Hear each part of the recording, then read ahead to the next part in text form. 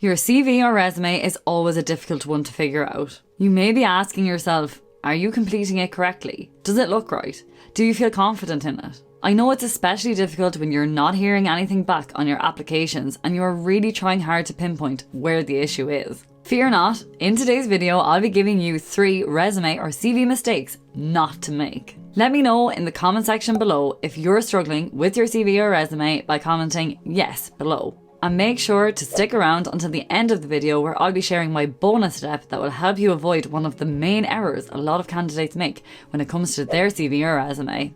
Everything I talk about in this video will be linked in the description box below, including my free job application checklist, so make sure to download your copy today. Hey everyone, I'm Aisling and welcome to my YouTube channel. If you're new here, I'm a career and mindset coach and my channel is all about helping you create and maintain a positive mindset, build actionable steps and be held accountable to achieve your career and life goals. If you're interested in more videos like this, be sure to subscribe and click the notification bell to be notified when I upload new videos to stay updated. And don't forget to like this video, it helps my channel reach more people like you. Now, we're going to talk about 3 CV or resume mistakes not to make. Before we talk about the CV and resume mistakes not to make sure to take out your CV or resume and have a look to see if you're making these mistakes too. Remember, your CV or resume is the gateway between you and the recruiter and ultimately getting called for that interview.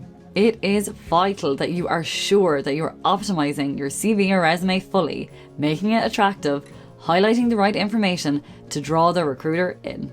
On average, the recruiter looks at a CV or resume for about 10 to 30 seconds. You want to show them the right information, the most impressive information about you and your work history in those seconds, so care must be given to each job you apply for. I'm going to highlight some mistakes that you might be making when it comes to your CV or resume and how to fix those errors to make sure your application gets seen. First up is the length of your CV or resume. I've seen many CVs and resumes, some 4 pages long, up to 10 pages long, and it really just doesn't work. As mentioned, the recruiter has on average 30 seconds to look at your CV or resume. If you give them a CV or resume that's 10 pages long, it's unlikely that they are immediately going to find the information that they want to know about you, and they are likely to reject your application. Ideally, you want to keep your CV or resume to 2 pages maximum. I'd accept 3 pages at the absolute maximum if you're an experienced candidate with many years experience and with a lot of different relevant experience that is vital to share. I'd also accept 3 pages if you have a mixed experience that is very different but all very relevant to the role that you're applying for. I know at this point you may be thinking, but how do I highlight all of my wonderful experience? And I understand that it is tricky, but if some roles that you have worked at are similar, then you only need to list the experience in one line as you've already explained it in your most recent experience. Make sure you are highlighting the experience that is relevant to the role, and make sure that you are keeping to those 2 pages. The second mistake that you may be making is the order of your CV or resume. I know this one can be confusing as you are trying to highlight the relevant experience that you have, so you are thinking maybe not to include some experience or switch them around to highlight the most relevant experience first. This will be the mistake though. You are still encouraged to put your CV or resume in chronological order of your most recent experience going backwards. The key here in terms of staying in line with the space that you have is not to expand on the experience that isn't relevant to the role. For example, if you're applying for an IT role and you have great experience in both IT and marketing,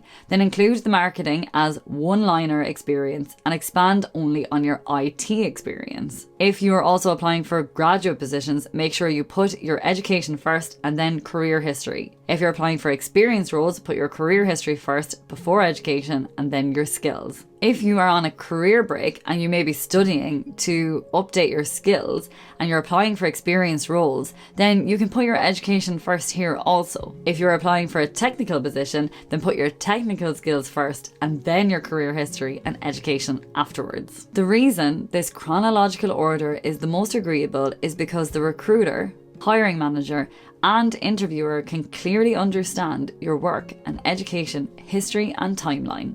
Remember, if there is a gap in your CV or resume, there's nothing to worry about. Here you can put in a one-liner calling it traveling if that is applicable, or you can mention what exactly your career break was, or You can title it as a career break if you'd prefer not to say specifically. It's better to address any gaps in your CV or resume rather than the recruiter guessing. The third mistake you may be making when it comes to your CV or resume is not tailoring your CV or resume towards the job you are applying for. I know a lot of people worry about this and they're not exactly sure of how to do this, and you may be worrying too. However, once you practice this, it will become easier. You don't have to completely reconstruct your CV or resume, and it doesn't mean hours and hours of tailoring before each application. But it will take some time, because each application that you take more care in, the better chance you have for being called for the interview. So the most important thing here is to make sure you've highlighted all of your relevant experience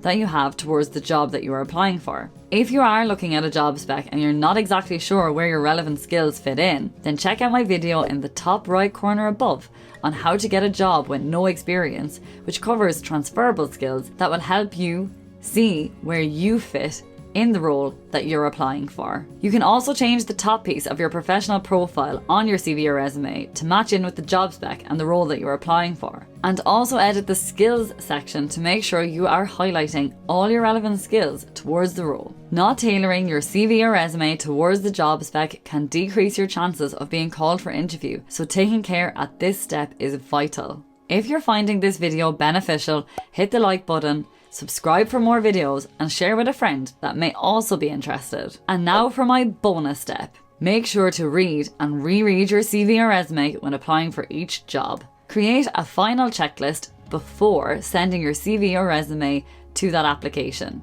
I'm going to go through these now, so make sure to write these down, which are: check for any errors such as spelling mistakes. Check for any formatting mistakes. Look for any errors in your dates of employment. And finally, ask yourself if you have adequately tailored your CV or resume towards that job spec that you are applying for with the relevant experience. Ask someone to proofread it too if you can, as sometimes it can be difficult to spot our own errors. Also, make sure you know your CV or resume inside out with all of the dates and the order of your experience. This is particularly important when you are called for interview or to progress with your application. You don't want to be stumbling on this part when they ask you to talk me through your experience or CV or resume. Make sure to click the link in the description box below to download your free job application checklist, which will help you with this. Also, if you enjoyed this video, make sure to check out these videos on screen. Thanks for watching, and see you in my next video.